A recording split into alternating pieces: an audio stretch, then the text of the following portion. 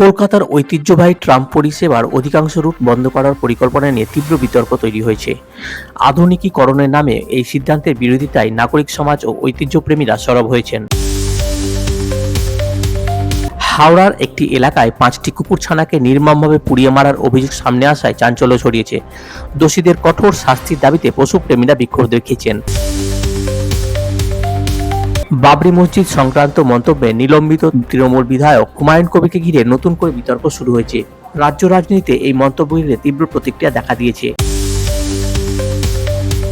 কলকাতা সহ দক্ষিণবঙ্গের বিভিন্ন জেলায় তাপমাত্রা আরও নামতে শুরু করেছে। ঘন কুয়াশার কারণে সকালবেলায় যান চলাচল সমস্যার আশঙ্কা রয়েছে। ক্যানিং স্টেডিয়ামে একটি ক্রীড়া অনুষ্ঠানে অতিরিক্ত ভিড়ের চাপে একাধিক মানুষ আহত হন। নিরাপত্তা ব্যবস্থা নিয়ে প্রশাসনের ভূমিকা প্রশ্নের মুখে পড়েছে।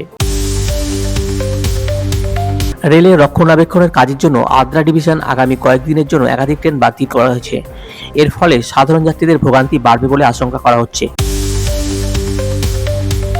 ভোটার তালিকা সংশোধন প্রক্রিয়ায় আনম্যাপড ভোটারদের শুনানি বন্ধ থাকায় সমস্যা তৈরি হয়েছে। নির্বাচন কমিশনের এই সিদ্ধান্ত নিয়ে বিরোধীরা প্রশ্ন তুলেছেন। বীরভূম, পুরুলিয়া ও বাঁকুড়ার তাপমাত্রা 10 ডিগ্রির নিচে নামতে পারে বলে পূর্বাভাস। শীতজনিত অসুস্থতা এড়াতে স্বাস্থ্য দপ্তর সতর্কতা জারি করেছে। নন্দীগ্রামের রাজনৈতিক কর্মীদের হেনস্থার অভিযোগ ঘিরে নতুন করে উত্তেজনা ছড়িয়েছে। ঘটনাস্থলে পুলিশ গিয়ে পরিস্থিতি নিয়ন্ত্রণে আনে। উত্তরবঙ্গের এক সড়ক দুর্ঘটনায় এক জুনিয়র চিকিৎসকের মর্মান্তিক মৃত্যু হয়েছে।